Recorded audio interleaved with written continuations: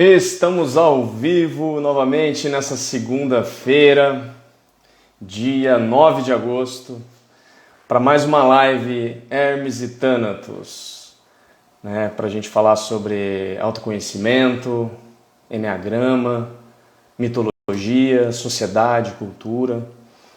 Essas lives que começaram com uma simples intuição, né, e que eu vejo quantos frutos me trouxeram, né? E eu pretendo, né, fazer mais algumas lives aí para poder resumir toda essa experiência, tudo isso que nós estamos passando. Sejam muito bem-vindos, quem estiver entrando aí, quem estiver assistindo depois, também seja muito bem-vindo, que hoje é uma live muito especial, né? Todas são, mas essa realmente tem uma característica muito especial, que eu tenho um convidado que é um grande amigo meu, né, e que vai dar acho que tem muito a dizer aí pra gente sobre todos esses assuntos que a gente veio conversando há uns tempos atrás aí, né, nas outras lives. Então, eu convido a você que está assistindo agora, que está ao vivo, que você possa compartilhar essa live com os seus amigos, para quem você acha que possa ser interessante, né? A gente vai falar sobre os mitos de Hermes e Thanatos.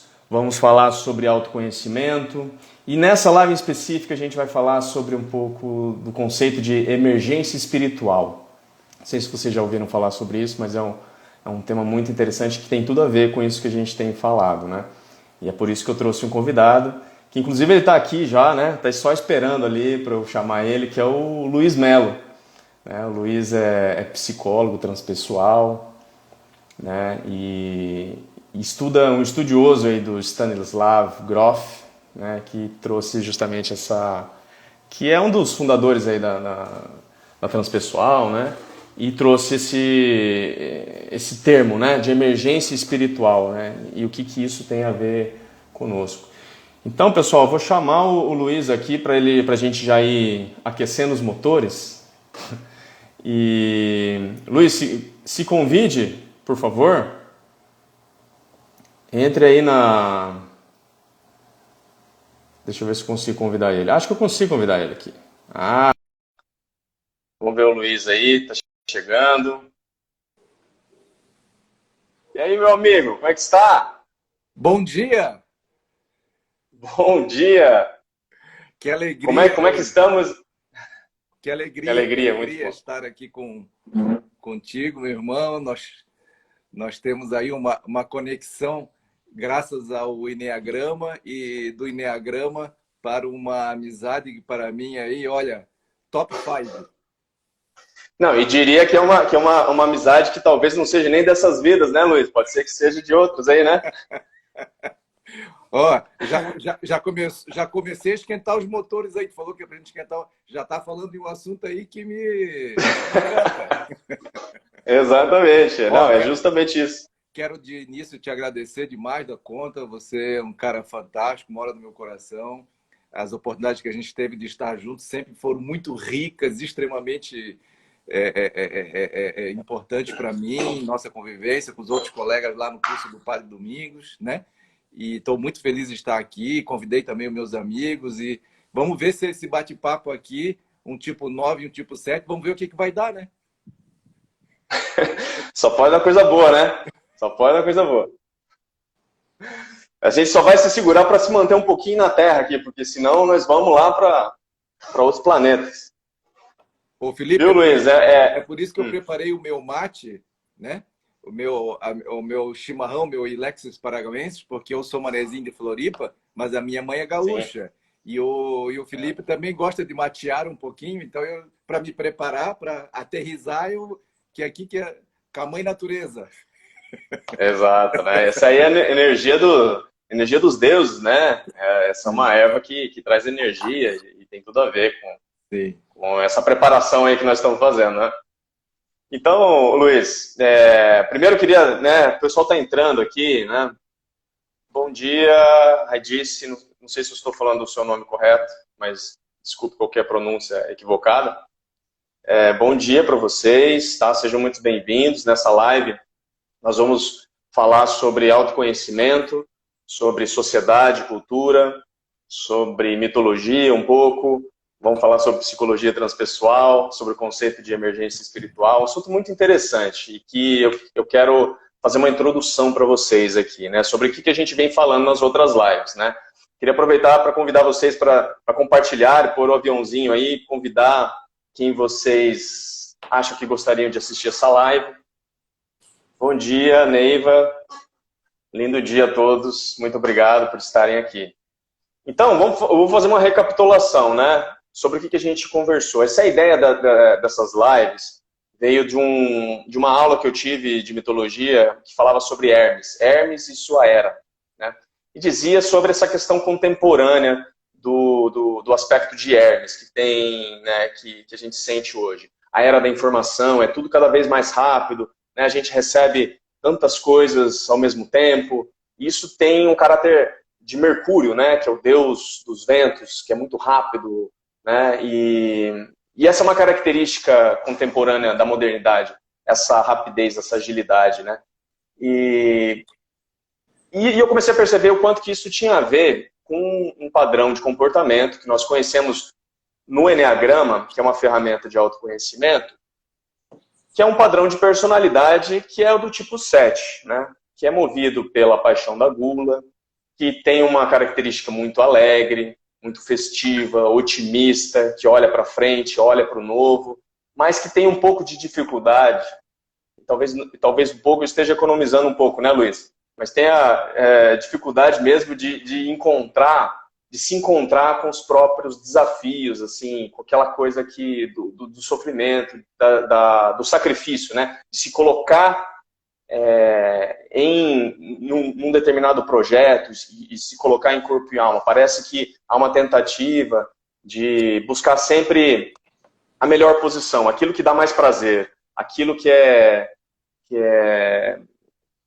não necessariamente não vai trazer algum prejuízo, né? Então é a fuga da dor, fuga do sofrimento e a busca insaciável pelo prazer, que é justamente o padrão da gula, né?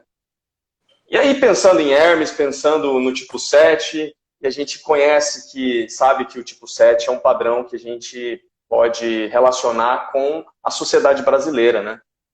E isso é uma coisa bem interessante, como a gente percebe como nós somos um povo festivo, mas que, no entanto, temos dificuldades de encontrar o nosso caminho, né? De escolher o nosso caminho, inclusive, né? Na live que a gente fez sobre Hermes, é justamente isso.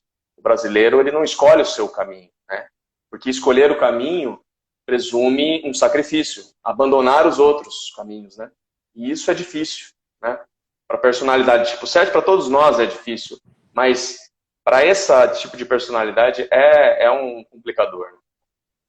E tem um motivo, né? Na verdade, essa fuga do sofrimento tem a ver com a experiência da infância, em que o tipo 7 percebeu, né, o sofrimento como uma angústia de morte, quase como se ele tivesse presenciado, né, uma situação muito terrível e resolveu realmente fugir dessa experiência. Isso tem muito a ver com a figura de Thanatos, né? E Thanatos, que é o deus grego da morte, né? Thanatos é aquele que nos ensina a lidar com os nossos processos de luto, né? A lidar com o sofrimento, com as nossas perdas, né? É ele que vai fazer esse diálogo, né? Com as nossas dores, né? Então, tentei buscar, assim, né? Quem poderia articular essas informações, intermediando todo esse assunto com base no Eneagrama. Saíram coisas maravilhosas, se vocês puderem ver as lives passadas, né? É difícil até às vezes a gente falar tudo que a gente disse lá, mas tem algo em comum. O brasileiro tem algo que ele se recusa a olhar para o seu passado, porque talvez existe algo doloroso, né? E a gente se recusa realmente a fazer os sacrifícios necessários para a gente estruturar realmente a nossa sociedade, né? De abrir mão de certos prazeres para poder construir um país melhor. Porque, de alguma forma, a gente tem medo, né, de ficar preso nesse lugar angustiante que nos priva, né? E aí, a gente veio, e chegando aqui na live que a gente vai fazer hoje, justamente o Luiz, ele né, durante a sua caminhada do Eneagrama, ele se identificou, né, com o tipo 7, então ele é um case aí pra gente, que talvez possa nos falar sobre um pouco da sua experiência, o que é ser o tipo 7. E no Enneagrama a gente sempre fala assim, o tipo, né, a pessoa que tem a personalidade é o grande mestre, né, é um professor para nos ensinar o que é a personalidade, porque vem da vivência dele. Então a gente vai ter o privilégio de escutar o Luiz, ver o que ele tem para falar, e além disso ele é psicólogo e trabalha em atendimento, né, psicólogo transpessoal, e conhece muito sobre um conceito de emergência espiritual, que é um conceito muito interessante e tem tudo a ver com isso, a gente já vai saber. Então, Luiz, né, fazendo esse prólogo aqui, né, para a gente contextualizar as pessoas aqui, eu queria te perguntar sobre essa questão, né? O que é essa tempestuosa busca pelo ser? Como é que você vê isso aí, né? Que esse é um título aí do livro do Groff, né? Como é que você vê essa tempestuosa busca do ser, Luiz? Mais uma vez, bom dia a todos que estão aqui na sala virtual e no Instagram do meu grande companheiro de emergência. Não é companheiro de luta, é companheiro de emergência. É uma alegria muito grande e os tópicos que o Felipe fez nessa síntese introdutória foram bem pontuais e bem corretos, assim. Eu anotei, viu, Felipe, essa tua expressão diálogo com as nossas dores. Então, a personalidade tipo 7 do Enneagrama, uma das coisas que caracteriza essa estrutura psicológica dos 9 arquétipos que o Enneagrama descreve, os 9 arquétipos básicos, uma questão central, que eu acho que a gente pode partir por aí de vários prismas que a gente pode olhar, essa dificuldade de fazer o diálogo com as dores. Eu gostei muito da tua expressão, porque quando a gente fala diálogo, a gente fala de um processo dialógico, né? Fala de uma escuta, de um olhar e também de olhar o que vem do outro lado, né? É uma via de mão dupla.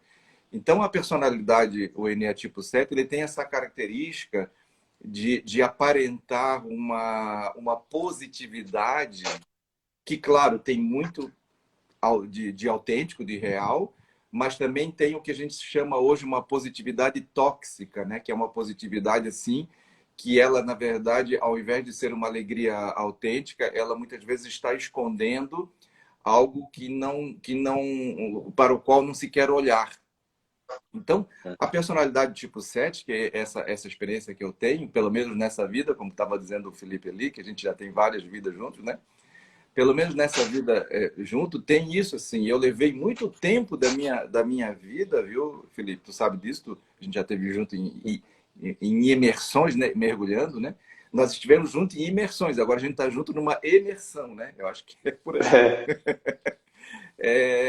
Que eu não tinha contato com as dificuldades, não tinha contato com a tristeza, não tinha contato muitas vezes até com a raiva. Tipo, como achava que a minha vida era perfeita, que o bom mesmo é ser feliz e alegre. Se tem alguma coisa ruim, vamos focar no que é bom, para que ficar mexendo naquilo que já passou. Uma série de situações que fazia como se eu estivesse dirigindo, me ocorreu uma metáfora, Felipe, dirigindo olhando só no para-brisa, mas com dificuldade de olhar no retrovisor. Né? Tanto que a gente tem um para-brisa, mas a gente tem 2 retrovisores, né? Tem um pequenininho aqui para olhar assim e um lá do lado de fora para a gente olhar mais na lateral, né? E mesmo assim existem os pontos cegos. Mesmo olhando, a gente ainda pode correr o risco de fazer uma manobra e não verificar que tem alguém ali, né? Principalmente uma moto, né? Sim. E às vezes tem que virar para trás, virar o pescoço para trás. Virar inteiro, o pescoço para trás, Então, a personalidade tipo 7 tem essa característica. É como se não quisesse nunca lidar com o lado difícil da vida, com o lado escuro da vida, que é sempre... eu escutei os irmãos nossos católicos, Felipe, Padre Domingos, que é o nosso professor, né? Dizendo assim que o tipo 7 ele quer o domingo da Páscoa sem a Sexta-feira Santa. Acho que me lembrei agora. Ele quer o coelhinho da Páscoa, a festa, o chocolate, e correr atrás de onde é que o coelhinho deixou. Mas aqui, nesse grande, né, exemplo histórico de transformação espiritual que o mestre lá da Palestina nos trouxe, ele passou por um processo muito intenso. Ele teve no deserto 40 dias, 40 noites, ele foi traído, ele foi injustamente condenado, ele teve uma condenação de crucificação. Então, todo esse processo, para culminar no domingo, que seria o domingo do ressurgir, né? Que a tradição católica fala em ressurreição, mas precisou. E o tipo 8, inclusive, o tipo 7, inclusive, eles acham, eu li alguns estudos, Richard Rohr, por exemplo, acha que o movimento carismático da Igreja Católica é o movimento tipo 7, né? Que é o domingo da Páscoa, mas não quer a Sexta-feira Santa, né? E eu Sim, é o Deus festivo, né? Aquele que comemora, né? E, ou comemoro. seja, não existe ressurreição sem a paixão, né, de Cristo. Uma coisa tá atrelada à outra, né? Perfeito. Então, eu para completar essa minha parte introdutória aqui, eu concordo com o Felipe, a gente já fez vários estudos, tem estudos bem interessantes de aplicar as 9 leituras, os 9 prismas do Eneagrama, né? 9 formas de enxergar o mundo, 9 formas de se comportar, 9 formas de ser, não somente às pessoas, às personalidades, não aos seres humanos, mas também, por exemplo, aos países, como vamos imaginar como se fosse um país, ou um grupo, uma cidade, enfim, ou até uma instituição, uma empresa, teria uma personalidade em função do contexto todo histórico, etc. E eu concordo com o Felipe, viu, gente, que o Brasil tem muitas características, talvez dos 9 arquétipos descritos pelo Enneagrama. Se a gente fosse dar uma personalidade para o Brasil, seria uma personalidade tipo 7 por N características, né? E eu achei muito, muito interessante que o Felipe já puxou não apenas para um olhar psicológico, individual, pessoal, mas um olhar para fora também para o contexto que a gente está vivendo. Então, a gente poderia dizer que o nosso país ele tem essa dificuldade, por exemplo, nós temos dívidas históricas que até hoje temos dificuldade ainda de manejar, como, por exemplo, a nossa dívida histórica com os indígenas e com os afrodescendentes, né? Então, eu estou citando um exemplo de como muitas vezes a gente não quer olhar no retrovisor, quer olhar, vamos olhar para aquilo, mas tem muitas dores, muitas coisas mal resolvidas, muitas injustiças, que se elas não forem olhadas, se elas não forem acolhidas, e a emergência espiritual, viu Felipe, para completar essa minha primeira parte, eu tenho essa tese, eu tenho desenvolvido essa tese nos meus estudos. A emergência espiritual não se aplica também só a nós individualmente. O Luiz Melo, posso relatar um pouco, se o Felipe puxar esse assunto, como foi a minha emergência, mas eu acredito que coletivamente nós também estamos passando. E a pandemia parece que, de alguma forma, ela catalisou um processo de emergência, porque algo está emergindo, né? Algo precisa ser olhado a partir do momento que vem um vírus lá que nos confrontou, né? E não tem como negar, né? A pior situação é agir como tipo 7, que quer negar a dor, a dificuldade, o problema. Não, vamos fazer festa, vamos aglomerar, vamos tomar... E aí a doença está ali e a doença toma proporções, né? Então, é isso aí. De tipo 7 Luiz Melo, tipo 7 Brasil. Acho que dá uma boa conversa. Tem tudo a ver, né? Tem tudo a ver. Não, e é exatamente isso, né? A gente tem essa característica que é bela, né? A gente é reconhecido no mundo inteiro por essa alegria, né? Por essa festividade, né? O carnaval, o nosso carnaval é o melhor carnaval do mundo, né? Todos que vêm de fora nos conhecem por isso, por essa energia da alegria, da festa. Mas parece que hoje está vindo uma característica meio sombria, assim, né? Nossa, de um povo intolerante, de um povo às vezes ignorante mesmo, com relação justamente a isso que você falou, né? Da gente perceber que tem algo de errado, né? A dificuldade que a gente tem de perceber que alguma coisa está errada, e eu estou falando a gente, muitas pessoas, né, já percebem isso, né? Mas em nível coletivo, se a gente for ver, né, no nosso país, a quantidade de pessoas ainda que estão negando, que estão ignorando o que está acontecendo, né? Principalmente com as diversas pandemias aí que estão rolando, né? E não só a da Covid, mas das doenças mentais, do suicídio e da depressão, né? Que realmente está aumentando cada vez mais e não tem uma solução prática, né, Luiz? Não é uma solução fácil. Porque muitas vezes a gente percebe assim as pessoas falando, e eu digo assim, os nossos líderes, né, os nossos governantes, parece que a resolução é feita num tapa só, né? Não, para fazer isso aqui tem que fazer isso aqui, ó, pá, né? E a solução parece simples, mas por trás disso vem uma intenção de resolver só na superficialidade. É como se a gente quisesse maquiar a situação, né? Isso se a gente for andar na rua, a gente percebe. Em todas as cidades existe essa tradição de maquiar os problemas, né? De não ir na raiz do problema, de não resolver efetivamente para que isso não aconteça novamente. Né? Quantas vezes a gente reclama, né, e fala e percebe que isso que nos acontece, né, poderia ter sido remediado se a gente tivesse realmente se engajado numa transformação, numa mudança. E essa falta de engajamento traz muito isso que a gente vem relatando. Esse medo de entrar em contato, de ser tragado, né? E aí o tragado tem a ver com tragédia, né? Não sei se você sabia que tragédia vem de tragar, né? Tragédia é algo que nos traga. E quantas tragédias a gente passou durante esses tempos, né? Foram coisas assim, estouro de barragem, incêndios, essas polêmicas na política, né? Agora, mais recentemente, essa pandemia que atingiu o mundo inteiro, mas que nós estamos aí no pódio, né? Se a gente for contabilizar assim dos países que com mais dificuldade para conseguir resolver essa situação, né? De conseguir lidar com com esse novo modo de viver, né? Que se colocou sobre nós, né? E tudo isso tem um caráter de emergência, né? Nesse sentido, eu acho que eu queria que você falasse um pouco sobre o que o Groff fala sobre emergência, porque emergência é duas coisas, né? Algo que emerge, alguma coisa que aparece, a gente tem que lidar, que é como se fosse sabe aquela sujeira que a gente deixa debaixo do tapete e que daí vira uma montanha e daí ela começa a aparecer, ela começa a transbordar e não tem mais como esconder. A gente vai ter que limpar, a gente vai ter que lidar com ela de alguma forma. Mas também no sentido de urgência, né?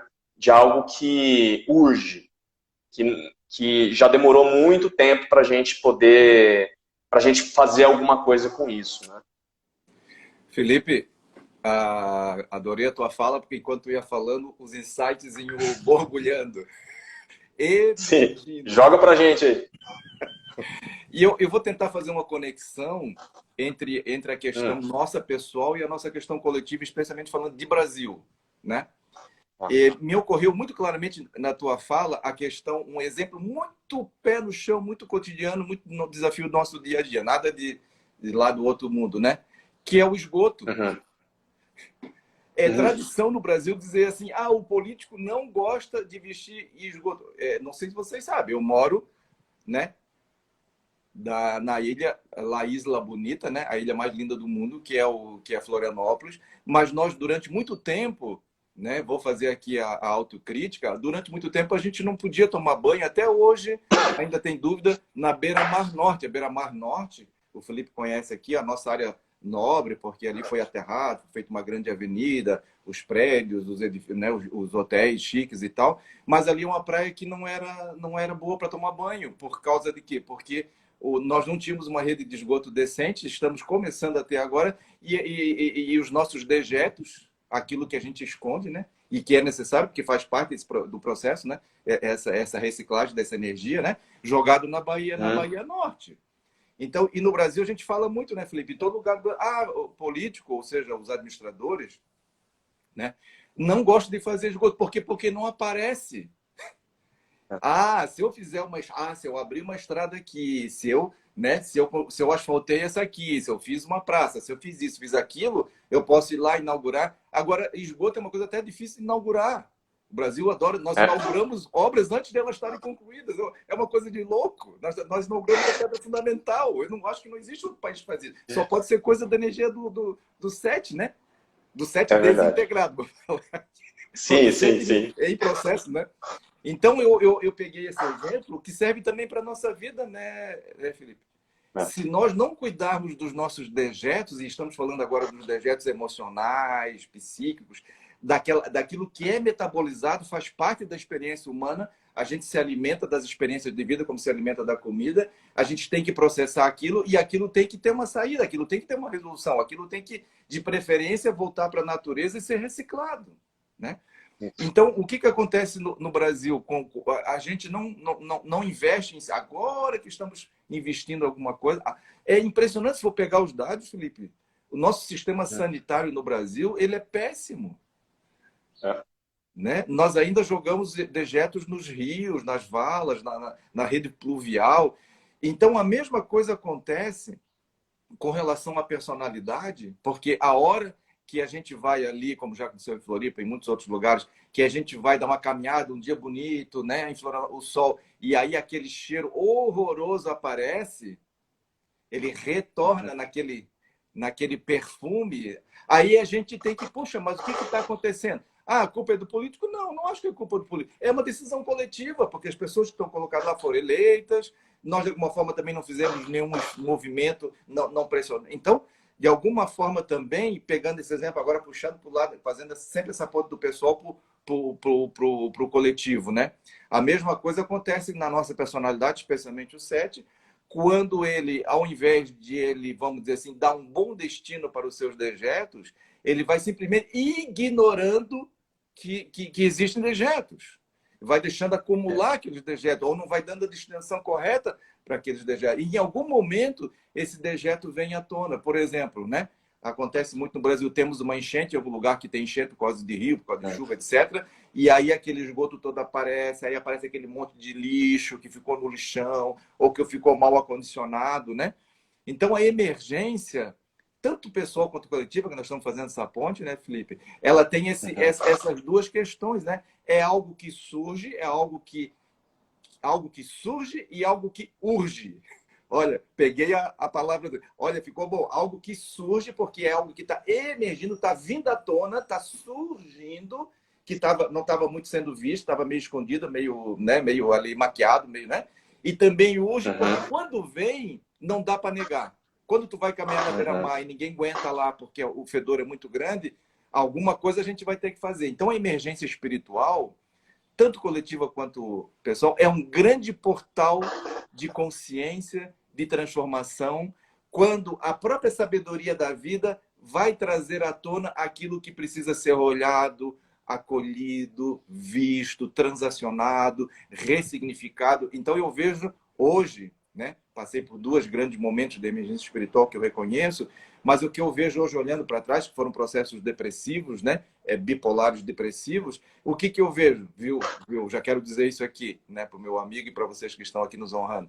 Foram os momentos de maior cura da minha existência. Não, nada se compara, fiz muito processo, desde guri, envolvido com mediunidade, a minha avó, o espiritismo, depois fazer psicologia, trabalho corporal haitiano, coraça, depois transpessoal, depois enneagrama e outras coisas, terapia comunitária, mas nunca, em nenhum desses momentos todos que eu busquei algo para o meu processo interior, nada foi mais intenso do que passar por aquilo que a tradição cristã chama noite escura da alma, como de repente você se vê no meio do deserto e existe uma desolação, existe uma dificuldade, existe uma perda de esperança, né?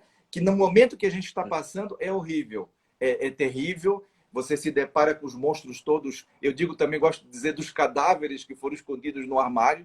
Os cadáveres começam a... quando esses filmes de zumbi, me lembra muito isso. É incrível como a gurizada hoje gosta de filmes de zumbi. Aí, de repente, os mortos-vivos. Então, a emergência espiritual é assim. Tu tem um monte de cadáver que ficou lá, que não foi sepultado, que não foi transformado, a questão não foi fechada, não foi olhado, o luto não foi feito, o Thanatos não foi acolhido, sei lá, tanta coisa. E aí surge, e quando surge, tu te apavora, tu te pede, porque... E agora? Então, tanto individualmente quanto coletivamente, são grandes oportunidades, grandes portais de transformação. O que vai acontecer daqui para frente? Eu estou passando por um processo de grande mudança. O meu país está passando por um processo. O que vai acontecer daqui para frente? Essa é a questão principal.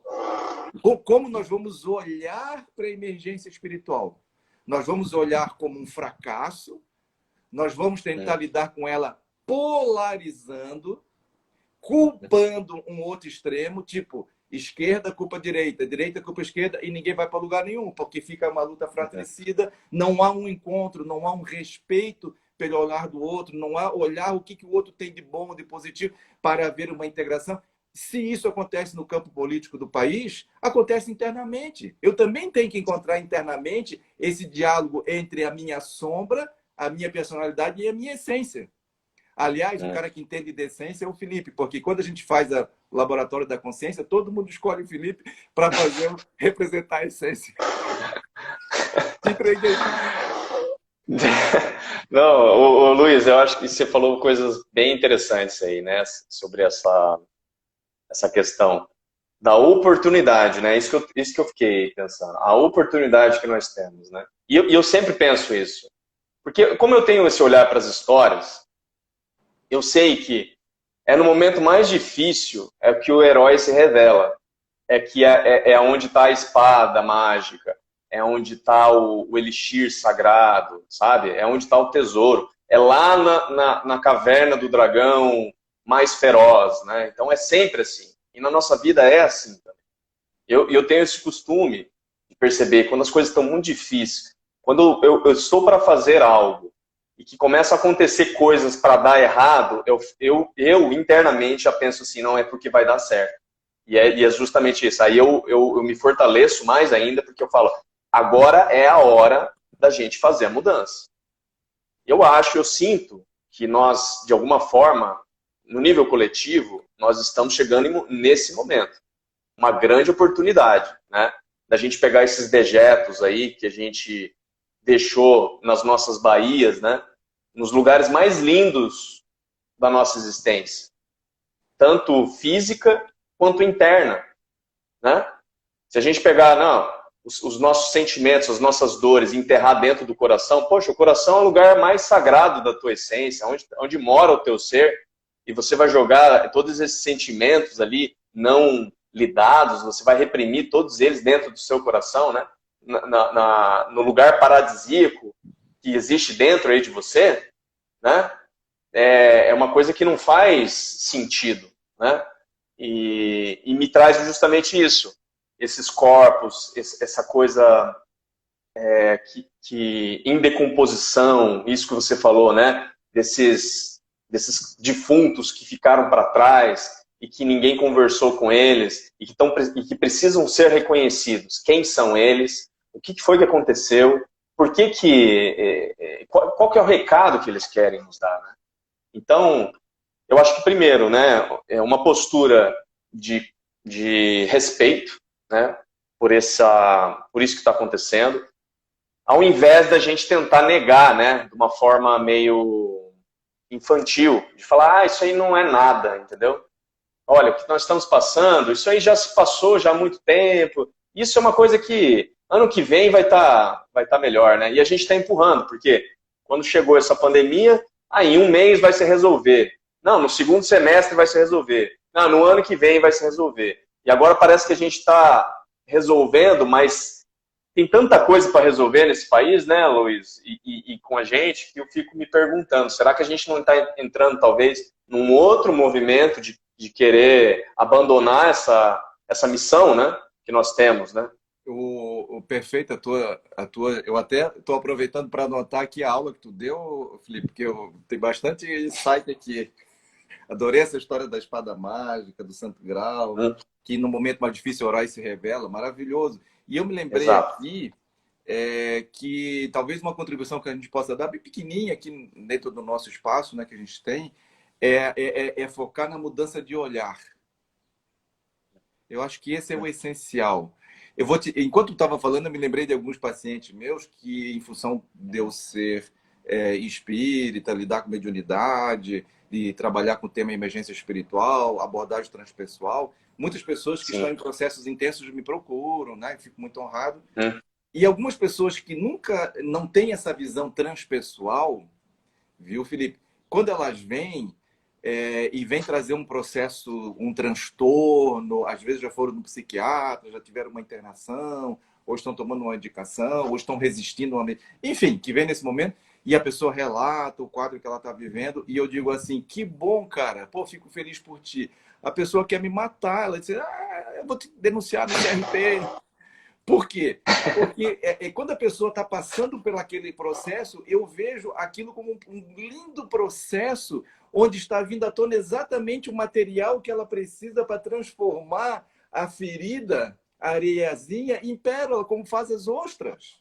E as pessoas entendem Exato. como fracasso. Eu estou pensando numa pessoa aqui, claro, não posso dar detalhes para não identificar, uma pessoa que ela foi muito organizada durante muitos anos, mas num trabalho extremamente estressante. Não vou dizer a profissão para não identificar. Mas é um trabalho, mas aí o cara ficou trabalhando aquilo 25 anos, era o cara mais calmo. Não, e lá um belo dia, por causa de um gatilho que era uma coisa aparentemente insignificante na vida pessoal, essa pessoa entrou num processo de sofrimento, era um pânico, era uma ansiedade generalizada, não consegue dormir, a família fica, né? E aí a pessoa chegou até mim em algum momento, né? Aí esse olhar é muito transformador, porque se tu olhar para esses processos e dizer assim, é um fracasso.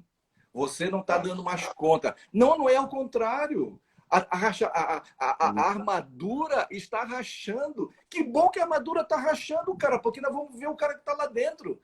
Porque, inevitavelmente, né, nós vamos fazendo uma armadura. Qual é a armadura do Brasil? A armadura tipo 7, é o cavaleiro. Nós estamos presos dentro dessa armadura. Se ela está rachando, ótimo! Que bênção! Que bênção que em algum momento eu acordei no deserto, porque se eu acordei no deserto tem uma possibilidade, que é só no deserto que tem oásis. Não tem oásis na cidade grande, não tem oásis nos lugares de conforto. Não tem oásis nos lugares de conforto. Olha, eu sou um tipo 7, para mim dizer isso só com a inspiração do Felipe. É muita caminhada, né, Luiz? Muita caminhada no deserto, né? A gente. Na live passada, quando a gente estava falando de Thanatos, eu dei o título A Saída através do Deserto. E eu acho que a nossa saída de alguma forma através desse deserto, né? O deserto é onde Deus fala, né, conosco, né? É onde o silêncio ele é maior, é onde a luz brilha mais, né? Não tem tantas luzes, né? Onde a gente consegue ver o sinal dos céus, né? E é um lugar de profunda meditação. Não é à toa que tantos foram para o deserto justamente para se reconectar consigo mesmo, né? Aqui o pessoal está comentando, tem a Mercedes, agradeceu muito bem, muito o tema, disse que ela está lá no Uruguai, Luiz. Então a gente já ultrapassou fronteiras aí. Talvez o Uruguai aí se assemelhe um pouco no Brasil, não sei como é que é a característica do povo, mas seria até interessante a gente pensar, né?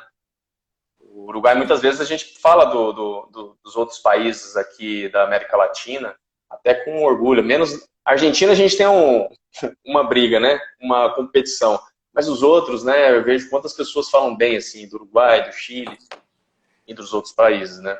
A Mercedes é uma amiga nossa maravilhosa, que já nos deu a Você honra conhece de trazer a energia dos nossos hermanos, né? Mais ao sul, né? Aqui para Florianópolis. Aqui nós temos vários uruguaios em Florianópolis.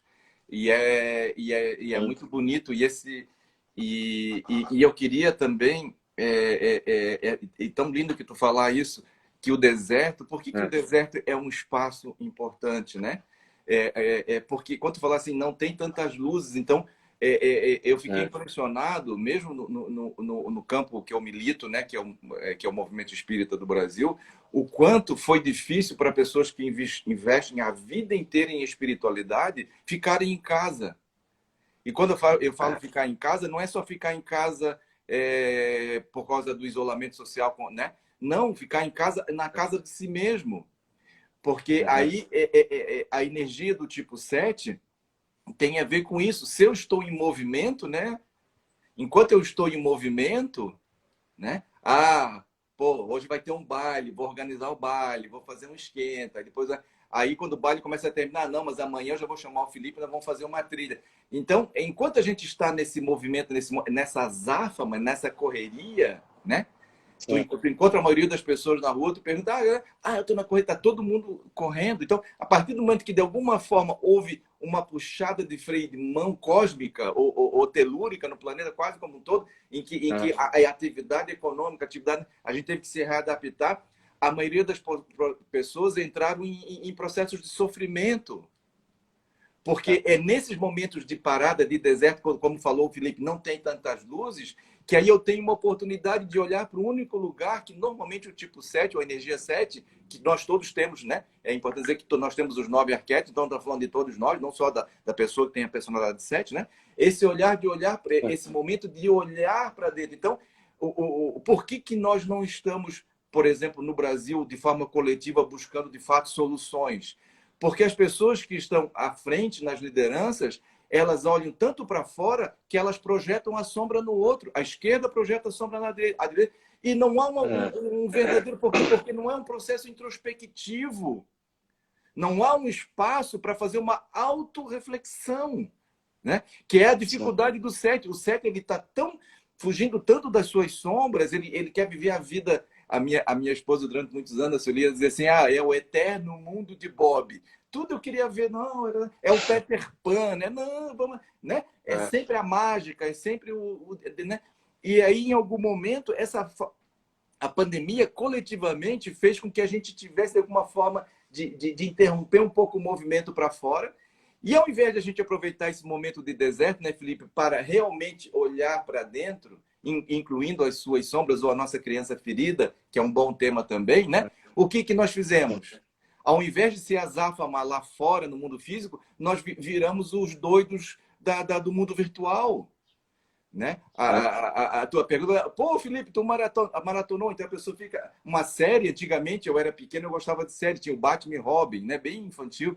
Aí a gente esperava uma semana para poder, pô, ficava na expectativa, imaginando como é que o Batman vai sair, o Coringa amarrou ele lá no trilho do trem. Hoje tem pessoas que assistem 20 episódios direto, e nós estamos transformando o mundo virtual também nessa droga de anestesiamento, sempre buscando, que é a bula do 7, sempre buscando alguma coisa nova dentro, né? Quando, na verdade, o grande mudança de olhar é olhar primeiro para esse lugar maravilhoso dentro da gente, que em algum momento, né, vamos ter que nos deparar com esse lado escuro, com essa sombra, com essa dificuldade, com essa dor, com essa tristeza, né? Sim. Mas que é inevitável, porque é um lugar ao mesmo tempo, né? É fértil. O Felipe falou uma coisa muito bonita, ele diz assim, então a gente fica na superficialidade, que é a questão da personalidade 7 sem trabalho, né, gente? É assim, as coisas na superfície, não vai, falta radicalidade para o 7, ou seja, ele não vai nas raízes, ele tampa o sol com a peneira. Ah, não, eu estou num trabalho péssimo, meus filhos não estão legal, não tem, mas chegou o carnaval, os 4 dias, que agora já não é 4, é uma semana, é 2, 3, sei lá, né, que já esticaram para frente, para trás. Aí, tudo, as músicas da tudo no carnaval. E aí depois, só que, Felipe, todo carnaval tem a quarta-feira de cinzas. Sim. E essa quarta-feira de cinzas nem é de cinzas, a gente nem sabe o que é de cinzas, né? Por que será? Explica. Porque existe... Nós. Porque tem a tradição do carnaval, justamente o contrário, né? A gente pensar no pecado da carne mesmo, né? Esse momento, o carnaval representa isso. É por isso que as pessoas se deixam levar, porque é a última oportunidade, digamos assim, né? Então a Igreja Católica estabeleceu, é um rito religioso, né? O estabelecimento do período, né, do carnaval, que finaliza ali na quaresma, né? E aí você tem justamente isso a quarta-feira de cinzas, é um momento em que nós vamos apagar todo esse fogo e aí vamos ficar com o que restou. Então o carnaval ele se tornou ele tem várias origens, né, diferentes, né? Tem uma origem pagã, mas ela foi assimilada como um momento de se perceber justamente essa nossa tendência a nos deixar a se levar pelos pecados da carne, né? Ô Felipe, mas isso que se me permite, me ocorreu aqui uma fala que eu tenho já há algum tempo, já falei em alguns momentos, em palestra, mas me lembrasse aqui, eu digo assim, um país como o nosso, até já veio até uma emoçãozinha aqui, mas faz parte aí, né? O tipo 7, depois ele vai descobrir que a essência dele está no 4, aí a emoção começa, ele nem sabe de onde é que vem esse negócio aí. A emoção emerge, né, Luiz? É literalmente uma emergência espiritual, né? Hoje eu estava falando com uma amiga, É, grande amiga, quero mandar um beijo imenso para ela, a Samanta. Tem vários amigos aqui, tô vendo. Não dá para citar todo mundo, mas a Samanta já trabalhamos juntos, ela é uma grande artista, para variar, tipo quarta artista, né? E ela estava brincando uhum, comigo ali, eu estava dizendo para ela, mas depois que eu descobri que a minha essência é quarta, eu comecei a entender de onde é que vinha aquelas ah, emoções tempestuosas. sim. Mas eu estou me lembrando aqui o seguinte, quero fazer uma fala aqui, um manifesto assim, que eu já fiz em outros momentos. Nós fazemos um espetáculo, o maior espetáculo da Terra. Não existe, na história humana, não existe nada comparado com a criatividade, com a gestão. Como é que se gestiona um carnaval como tem no Rio, em Floripa, em São Paulo? Como que a gente consegue fazer uma coisa com temas, músicas maravilhosas, e tem sambas que viraram antológicos, né? Eu lembro, agora pensando no carnaval, eu lembro Joãozinho 30, que foi botar um tema a respeito da questão do lixo, não sei, mas ele botou o Cristo Redentor e a igreja entrou na justiça, né? Com todo respeito aos nossos irmãos católicos, entrou na justiça proibindo, ele foi lá e botou um cobertor em cima do um Cristo enorme, botou um pano lá e escreveu assim: mesmo proibido, orai por nós. É Uhum, uma extraordinária explosão de alegria, de felicidade, que precisa todo um trabalho, de todo. As pessoas ficam um ano inteiro mais trabalhando, organizando, arrumando dinheiro. Aí a minha fala é assim: se nós fazemos isso com o carnaval, por que nós não fazemos isso com a escola pública? é, Por que nós não nos exatamente. unimos num grande carnaval pedagógico? Porque não Uhum, tem outra saída para o nosso país a não ser investir nessas crianças que estão lá, né, que precisando, as crianças principalmente vulneráveis, das classes, né, desprivilegiadas desse país, de origem indígena, de é, afrodescendente, branca também, né? E nós temos essa criatividade, nós temos essa força, nós temos essa paixão.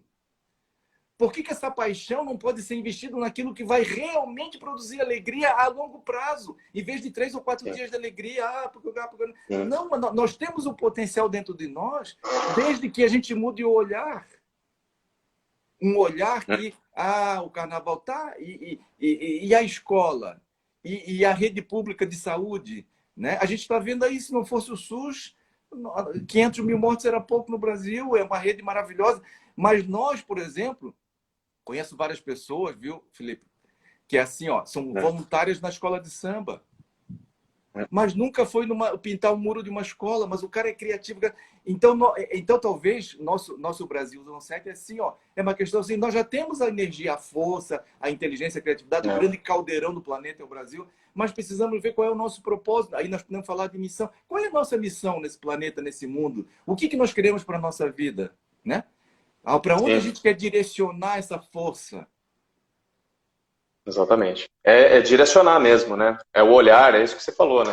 É olhar para aquilo que a gente pode fazer. E é engraçado você pensar assim, achar que trazer o novo, né? Porque a gente sempre tem essa questão, né? Da criatividade, né? Se a gente for pensar no nosso povo, é justamente isso. Um povo muito criativo e que consegue fazer coisas maravilhosas. Você está falando do carnaval, né? Você vê a condição que essas escolas de samba elas constroem. Muitas vezes é num improviso, numa coisa assim, que você não sabe nem como é que. Não existe uma infraestrutura, nem existe investimento, inclusive, muito investimento, né? Existe, assim, os patrocinadores e todo mundo querendo se aproveitar, né? Desse momento. Mas, assim, o investimento que precisa fazer para você ter segurança, para você ter uma estrutura que você vai remunerar, né, de acordo, né, uma remuneração boa para todos os participantes, isso não existe, né? A gente pode perceber quantas vezes os galpões pegam fogo, né? Quantas vezes a gente já percebeu isso? Escolas de samba que não podem mais apresentar porque pegaram fogo. Porque as condições são deploráveis, assim, né, onde eles trabalham. No entanto, eles fazem a maior festa do mundo. Então, é quase que inacreditável que tenha carnaval todos os anos, né? E isso que você falou é justamente isso, né? Essa criatividade, se fosse colocada para justamente fazer aquilo que precisa ser feito, né? Aonde que a gente poderia estar, né? Em um outro momento, muito melhor do que nós estamos passando hoje, né? Mas de alguma Ô, forma. Felipe, Hum, enquanto tu falou ali, eu queria trazer uma luz que eu tenho visto, muitas luzes, né? No Brasil, no país. Mas eu vou trazer uma luz aqui, que me ocorreu agora, falando dos atletas brasileiros, que fizeram bonito nas Olimpíadas aí, né? Com todas as deficiências. Essa é outra questão, no esporte, né, Luiz? Outra questão é esporte, assim. Do esporte, por quê? Por que esporte? Eu vou me lembrar de tantos. Me emocionei várias vezes com os caras lá, mas eu vou pegar um caso que é o Isaquias, aquele da canoagem, acho que é Isaquias, né? Da canoagem. Ele falou ali, eu fiquei muito, muito impressionado com o que ele falou, porque quer dizer assim, hoje, para chegar um país como o nosso competir com as grandes potências, por exemplo, né? E chegar em primeiro na prova que ele estava ali, por exemplo, né? Que ele pôde abraçar o cara lá, que era o herói dele, o grande ídolo dele, que eu acho que era alemão, não lembro mais, eu vi o cara, né, perdeu para ele, foi lá abraçar ele, que é o seguinte, né? Aí é o lado bom do certo que eu gostaria que você, com a tua proficiência, falasse, que é o quê? Pô, o cara, né, tem um investimento, os caras elogiaram o Comitê Olímpico Brasileiro, porra, funcionou, os caras, não, nós tivemos, a primeira prova, que era dupla, era 2 pessoas, ele perdeu, depois ele ganhou outra individual, dizendo, não, nós tivemos investimento, e nós treinamos muito, nós fizemos tudo o que precisava, tá? Então, é uma prova, né? A gente vê essas pessoas que normalmente vêm de estratos sociais desprivilegiados do Brasil. O nosso campeão lá do surf, né? Ele aprendeu a surfar numa prancha de isopor, Felipe. Que é isso, cara? É campeão do mundo, o primeiro campeão da história de um esporte maravilhoso que é o surf, né? Então eu vejo os caras falando assim, não, poxa, então nós temos capacidade, né? De investir, de ser sérios, de ser comprometidos, de pagar o preço, né? De não querer ficar só na alegria, só no gostoso, só, né? Porque a gente foi campeão várias vezes do mundo, talvez assim, não tínhamos toda aquela organização por causa do talento, mas chegou algum momento que o talento só não era suficiente, né? Tinha que ter tática, tinha que ter preparo físico, tanto que o Brasil ficou muitos anos sem ganhar uma Copa do Mundo, sendo o país de futebol. Mas agora a gente olha esses atletas, né? Ganhando em esportes, né? Como foi o caso do Guga, nosso manezinho daqui, e vou falar do surf, que é medalhista de prata, né? Que medalha, para mim, não tem cor, medalha olímpica, devia ser só medalha olímpica, os 3 primeiros, né? E ele está aqui no skate, cara, né? Nosso cara daqui, perto de casa aqui. Então, o que eu quero dizer é esse olhar, queria que tu fizesse essa leitura para nós, que eu agora nem estou conseguindo fazer. Então, essa energia 7 do Brasil, se a gente andar nas flechas ali, o Eneagrama também nos dá, né, esses caminhos de crescimento, né? Senão a gente vai só sofrer a emergência ou a gente vai transformar essa emergência numa insurgência sagrada. Exatamente. Eu acho que sempre tem... O que tu acha? Como é que nós vamos mandar nessas flechas aí? Me diz. Olha, Luiz, eu acho que o fato da gente andar já é a grande questão, né? Eu não estar parado. E eu digo o andar é justamente buscar isso que você está falando, né? Então, o 7, ele é muito chamado a silenciar, né? A silenciar o intelectual, silenciar essas ideias, esses planos, e a pegar aquilo que está ali, né? No concreto, ali, que está acontecendo na realidade dele. Tem tantos problemas para a gente resolver, né? Que às vezes eu acho que não compensa a gente criar mais coisas, né?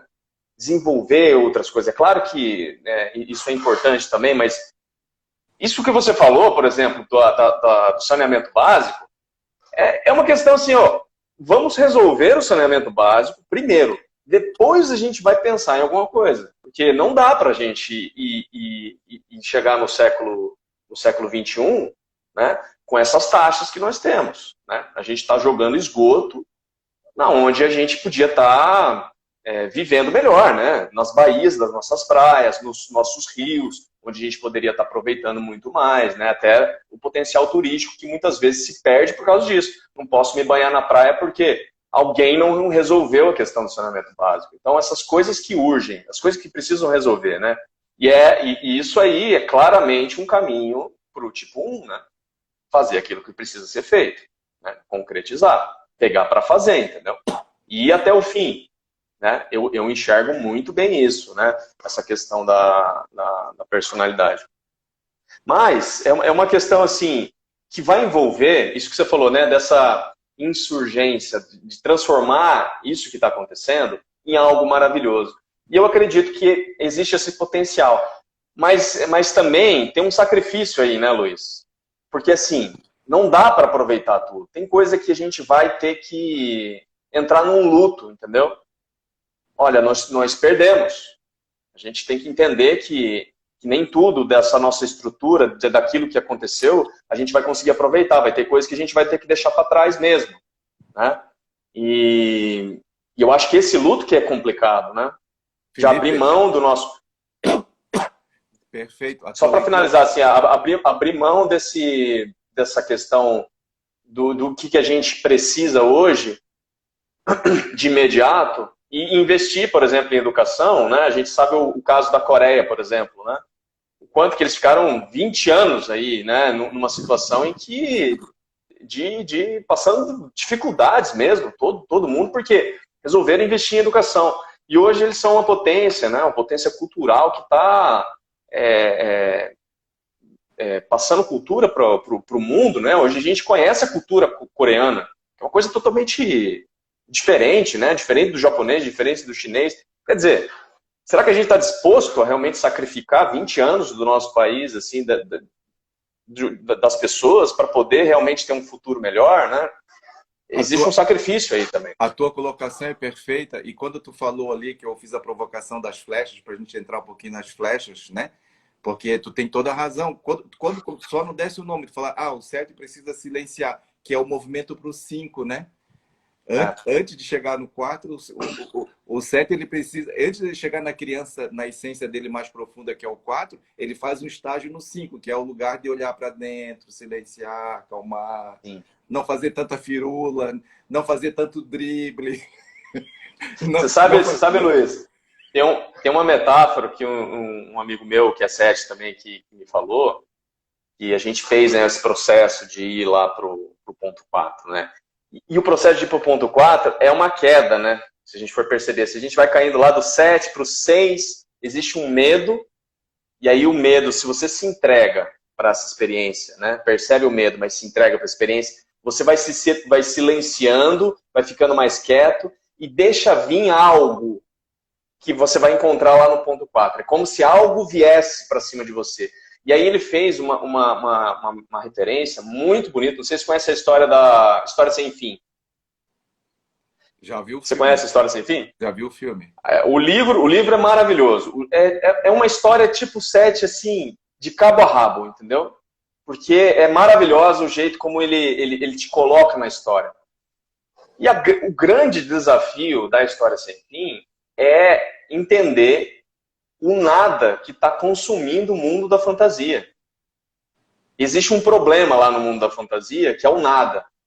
E os seres estão apavorados, porque as crianças não acreditam mais no mundo da fantasia, e o fato das crianças não acreditarem vai abrindo um buraco, é como se fosse algo negro que fosse consumindo as terras de fantasia. Então os personagens vão andando, eles vão percebendo, nossa, olha aquela montanha, ela sumiu, cadê? Onde que ela está, essa montanha? Ela foi tragada pelo nada. Então, quando a gente foi fazer esse trabalho, as impressões que ele me dizia era assim, ó, sabe o nada da História Sem Fim? É como se isso estivesse se aproximando. E aí o silenciar, o ficar quieto, o contemplar, o meditar, envolve essa aproximação dessa coisa ruim. Né? É como se eu estivesse morrendo, talvez, se eu parasse. E aí eu não posso parar. Né? Então, todo esse processo de encontro com o sentimento, eu não sei se isso faz sentido para você, né? Você poderia até falar assim da tua experiência, mas é uma aproximação desse algo, como se algo fosse te engolir, se você fosse tomado por esses sentimentos, né? Não é um encontro que você vai de encontro. Filipão, a morte, Diga. sem morte não haveria vida. Porque quando estamos falando de morte, na transpessoal, nós temos um processo já bem estabelecido dentro da nossa abordagem ali, que chama morte e transcendência do ego, para quem não é da área entender. Olha, é óbvio, para a gente poder subir uma escadinha dentro do processo interno de tomada de consciência da nossa essencialidade, daquilo que nós somos, o substrato da nossa existência, né? A necessidade de uma morte daquele jeito de ver, daquela pessoa, daquele jeito, daquelas coisas, para um outro patamar. Então, na verdade, a morte não é um fim, a morte é uma etapa de conclusão, para que essa conclusão possa nos catapultar para um outro momento. Essa é a beleza do movimento do Enneagrama, que o Ken Wilber, o grande filósofo do integral, hoje diz, que o Enneagrama ele tem uma grande contribuição para esse momento da humanidade, né, Felipe? Porque ele não é uma descrição estática da estrutura do psiquismo, não, ele é uma descrição do movimento, do dinamismo do psiquismo, desses movimentos. E eu queria aproveitar também para resgatar a palavra sacrifício como uma palavra-chave para o momento que a gente está vivendo, para o SET, individualmente, o país como SET, porque sacrifício, né, Felipe, tu que também gosta da etimologia, né, é a ideia de que é o sagrado ofício, o trabalho sagrado, que tem a ver com a essência do tipo 7. Porque quando a gente fala de sacrifício, parece uma coisa ruim, parece que é renunciar. E o 7 tem muita dificuldade. O 7, como a gente diz, né, no Enneagrama, o professor Domingos gosta de... O 7 original de fábrica, a pessoa 7 que não se trabalhou nada, que ela está bem dedicada com a personalidade, né, na armadurinha ali, né, ela tem dificuldade de abrir mão de qualquer prazer. Porque entende que esse abrir mão do prazer é uma coisa ruim, porque daí a vida vai ficar sem graça, tu usou várias vezes propositalmente a palavra tragado. O 7, cada vez que ele tem que se deparar com algo mais sério, com algo mais complicado, mais trabalhoso, é como se ele fosse tragado por um mundo cinza, por um mundo sem energia, por uma depressão, por uma coisa, né? E quanto mais ele foge disso, mais ele cava esse buraco, mais o nada fica grande, mais o nada fica assustador, né? Então, qual é talvez a saída, né, que eu posso dizer da minha experiência e olhando para o nosso país? Está tão bonito esse diálogo entre o pessoal e o coletivo, né? Que é assim, cada um de nós tem que olhar qual é o seu sacrifício. É a coisa mais linda do mundo, né, Felipe? Qual é o teu sagrado ofício? Qual é o trabalho? Qual é a missão? Qual é o propósito da tua vida que contribui para esse coletivo, que contribui a partir do momento que você faz o seu sagrado ofício? Você, ao invés de trabalhar só para sobreviver, a maioria das pessoas, infelizmente, estou lendo agora um livro maravilhoso sobre trauma, o autor lá, que é um médico americano, está dizendo as pessoas vivem no modo sobrevivência. Elas estão tão estressadas, hormônios corticol, adrenalina e estresse pós-traumático e tal, que ela está só sobrevivendo, né? E a grande mudança, eu acho que vem dessa parada pro 7 lá pro 5, né? Lá dar uma silenciada e se perguntar assim, eu estou vivendo a vida que eu quero ver? É essa vida? Esses prazeres, essas gulas, essa diversidade de experiências que eu estou buscando, isso está me alimentando de verdade? Isso está sendo bom para mim? Está sendo bom para meus filhos? Está sendo bom para o meu casamento? Está sendo bom para o meu trabalho? Ou está só, né, fogos de artifício? Né? Então, eu colocaria isso para quem está nos escutando aqui. Qual é o seu sacrifício? Qual é o seu sagrado ofício? Não que as pessoas estão dizendo, não que o papai e mamãe, não. O sagrado ofício é que eu sinto na minha alma que ao realizar aquele trabalho, que às vezes preciso o quê? Vou falar uma palavra horrorosa para os 7, né? Nós 7. Disciplina, constância, sobriedade, temperança, eu digo para minha mulher que eu tenho o meu mantra é sobriedade, temperança e moderação. Quando eu estou já no 5º livro que eu estou lendo ao mesmo tempo, eu respiro fundo, lembro do Felipe, tipo 9, lembro do Padre Domingo, tipo 8. Eu preciso do quê? Temperança, mas não pare, diminui o ritmo. O que está acontecendo aqui? Tu falasse uma coisa linda, o coração, né? O que está acontecendo no meu coração? Por que o meu coração está tão guloso? Por que ele está comendo tanto e não está digerindo nada? Não adianta comer um monte de coisa e não digerir nada, a gente só se intoxica. Sim, exatamente, né? E é justamente tem a questão do sacrifício do intelecto, né? Abrir mão de tantas as coisas e escolher um caminho, né? A gente começou a nossa conversa falando sobre a escolha do caminho, né? E agora a gente está já estamos finalizando, né? Infelizmente, Luiz, é pouco tempo, né, para a gente conversar. De repente, a gente pode fazer uma outra live aí, não sei se vai... Mas eu acho que vale a pena. Mas o que me veio é justamente isso, qual é o seu sacrifício? Eu acho que essa pergunta foi muito bem colocada, você foi muito feliz assim de ter buscado essa etimologia do sagrado ofício, né? E que é sagrado porque ele é o seu, e é um sagrado ofício, né? Porque às vezes a gente pode pensar, não, são vários ofícios, né? Não, mas tem uma missão que você veio aqui justamente para fazer. E qual é essa tua missão? Essa busca, ela envolve disciplina, ela envolve você entrar em contato com os teus sentimentos, com a tua história, a você limpar, né? Abrir mão de alguma coisa. Eu queria aproveitar aqui, embora o entrevistador seja você, mas aqui é um diálogo. Fale um pouquinho da tua experiência. Não sei se vocês sabem a profissão de origem do Felipe não é terapeuta, não é contador de história. Fale um pouquinho como, de alguma forma, você migrou, você está migrando. E isso é renunciar a um status, a um tipo de rendimento, para encontrar. Você está vivendo seu sagrado ofício? Exatamente, eu estou vivendo, né? Então, eu posso dizer assim, e não é algo maravilhoso. Às vezes a gente fala assim, nossa, que maravilhoso. Não, mas é uma missão, é uma jornada, uma aventura que você tem que ir. É como se você fosse enfrentar os desafios, né? O mundo te chama para você enfrentar esses desafios, né? Então, né, a contribuição que o pessoal está passando aqui, né? A Rosane falou, compreendendo o caminho do 7, indo para o 5, muito obrigado. A Radice disse, a morte é o encerramento de um ciclo. E daí, pegando essa frase dela, dizendo sobre a minha história, né? De alguma forma, eu sou formado em engenharia, eu tive que abrir mão desse engenheiro, algo em mim do meu passado teve que morrer, né? É como se fosse a questão da lagarta e a borboleta, né? A lagarta teve que morrer para que a borboleta pudesse existir, né? De alguma forma, a gente precisa disso. Mas nas lives passadas teve algo muito interessante, que tem a ver com as histórias. Que é assim, e aí, qual saber o caminho, né, Luiz? Como a gente pode saber? E nas histórias tem algo muito interessante. Não sei se vocês conhecem muito bem essas histórias. Tem um elemento que, assim, é sempre o tolo, é sempre o bobo, o personagem dos 3 irmãos, que é o mais bobinho, que é o mais desatento, que é o mais infantil, que acaba casando com a princesa, acaba descobrindo o tesouro, né? Tem uma característica que é assim, que tem a ver muito com a energia do tipo 7, é que é de captar o novo, captar o caminho, assim, de perceber. Então, na live passada, quando a gente foi falar de Hermes, teve muito essa questão da encruzilhada, de nós estarmos numa encruzilhada. E o que é estar numa encruzilhada? É estar na cruz, né? Estar na cruz, no centro da tua vida, da tua existência. Estar na cruz é isso. Então, estar na encruzilhada é estar ao mesmo tempo dialogando com os 2 sentidos e as direções, estar no momento de indecisão, mas ter que necessariamente escolher um caminho. E aí, como que o tipo 7 poderia escolher um caminho? E a gente pega a imagem da criança.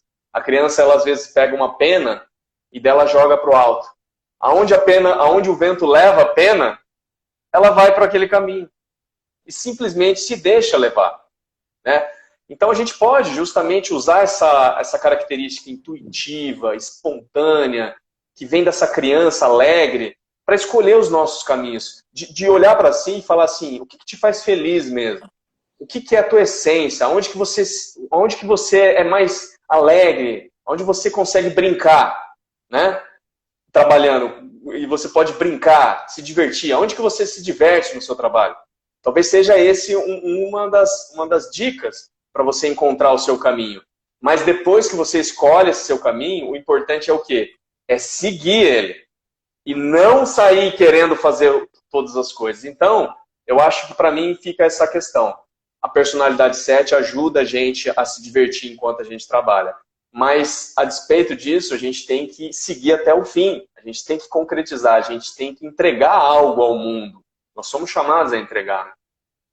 Então, para mim, eu gostaria que você fizesse as considerações finais aí, Luiz, e coloca a tua contribuição, do teu olhar aí, tudo que a gente conversou.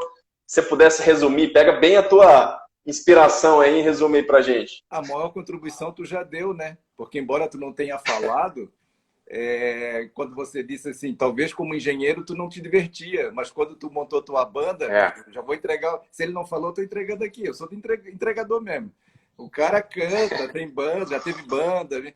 Então, olha que lindo isso, né? Às vezes nós temos que quebrar um condicionamento, essa é a palavra talvez, né? O Sete parece uma pessoa tão otimista, tão alegre, tão para frente, tão isso, tão aquilo, né? Mas é também um condicionamento, porque aquela criança, ela não conseguiu entrar em contato com uma dor tão profunda dentro dela que ela precisou criar um personagem, criar o bobo da corte, né? Então, mas o bobo da corte também é o único que pode dizer as verdades para o rei. Sim, Então, talvez a situação do exatamente. Brasil, com a nossa alegria, né? Com a nossa diversão, com a nossa criatividade, com a nossa, né, irreverência, né? Talvez nós possamos dizer coisa mais linda do mundo. Eu acho que quando o Guga Manezinho de Floripa ganhou Roland Garros 3 vezes, o mundo ficou espantado, porque eu nunca tinha visto um cara daquele jeito, com aquela alegria, com aquela espontaneidade. Mas o cara treinou desde pequeno, o cara teve problema né? Eu queria terminar, se tu me permitir, com uma sincronicidade honrando a sabedoria xamânica. Se tu concordar, Felipe, se a gente ainda tem tempo, eu estou aqui com um dos tarôs que eu mais amo, que me acompanha há muitos anos, que é as Cartas do Caminho Sagrado de James Sams, né? As Cartas do Caminho Sagrado, ela é uma indígena norte-americana que ela resgatou a sabedoria ancestral norte-americana, dos índios norte-americanos, e ela visitou várias tribos, além da tradição dela, e ela fez uma espécie de tarô, assim, resgatando várias sabedorias ancestrais. Qual é a minha brincadeira aqui que me ocorreu? Já que com o Felipe, que é contador de história, eu gosto disso aí. Eu vou pegar aqui, como eu já fiz com algumas pessoas, eu vou começar a embaralhar esse tarô aqui, aí já estou embaralhando aqui, e a hora que o Felipe dizer assim, essa carta eu vou tirar e vamos ver o que essa carta quer dizer. Nós estamos aqui agora, nós dois, mais algumas pessoas. Quem sabe tem uma mensagem para nós aqui, uma sincronicidade? Sim. Essa pena que nós vamos jogar para o ar e vamos ver onde que ela vai nos levar. Ó, já estou passando aqui. Quando tu disser é essa, eu vou pegar a carta. Essa.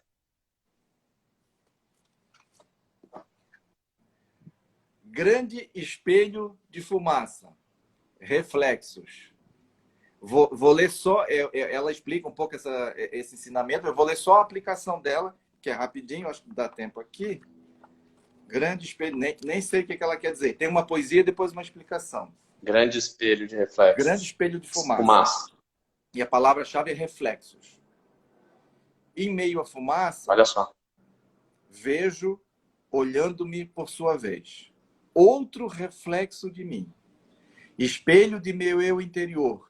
Quem és tu? Se eu sou eu?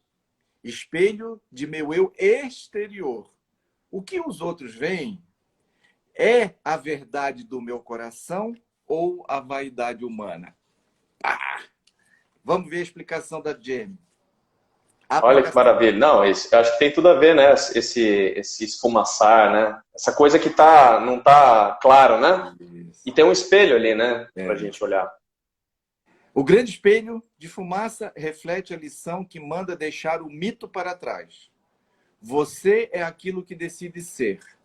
Remova a cortina de fumaça que oculta os seus talentos ou méritos naturais e levante a cabeça. Descubra quais são os aspectos internos que necessitam de crescimento e principie a trabalhar nesse seu processo de evolução sem perda de tempo. Já é a hora de fazer aflorar todo o seu potencial e começar a viver as suas verdades. Existem milhões de papéis a serem preenchidos e, com toda certeza, um deles se ajustará perfeitamente a você. Num nível mais profundo, você está sendo instado a transformar-se num reflexo luminoso para os outros. Encoraje outras pessoas a buscar as suas próprias verdades e a pôr a andar a sua palavra. Às vezes, os reflexos que você vê nos outros podem fazê-lo feliz se você continuar duvidando de você mesmo e de seu direito de crescer e evoluir. O sentimento de inveja, em qualquer nível, apenas serve para inibir o crescimento e desperdiçar energia. Estilhace todos os espelhos, estilhasse todos os espelhos que insistem em valorizar sua autoimportância, sua tristeza ou seu fracasso, para que você consiga alcançar logo aquilo que é realmente importante em sua vida. E, finalmente, em todos os níveis, o espelho de fumaça nos faz enxergar a luz e a sombra como facetas úteis e necessárias à nossa evolução. Os reflexos que não nos agradam podem ser dignos adversários que nos ensinam a usar o nosso potencial e a crescer. Podemos aprender muito com os nossos próprios lados sombrios. O processo contínuo de tentativa e erro acaba nos ajudando a encontrar a verdadeira imagem de nosso ser. Olha só que bonito. Não, se a gente combinasse, não ia dar certo, né, Luiz? Espelho de fumaça, eu acho que é justamente. Você falou basicamente tudo aí, né? Que a gente poderia pensar, né? Sobre essa missão, né? Essa missão que todos nós temos de olhar para dentro, de olhar a luz e sombra. E eu agradeço profundamente aí a tua participação, Luiz, foi muito bom. É sempre muito bom estar com você. Agradeço a todos que participaram aqui. Né? Depois você compartilha essa carta aí para mim. Eu vou fazer um post dela. Vou mandar o capítulo. Que eu quero. Vamos analisar melhor essa carta aí. Tem muito recado aí pra gente. Tá bom, pessoal? Muito obrigado. A gente se vê na próxima live. Um grande abraço a todos. Obrigado, viu, Luiz? Beijo. Um abraço. Tchau, tchau.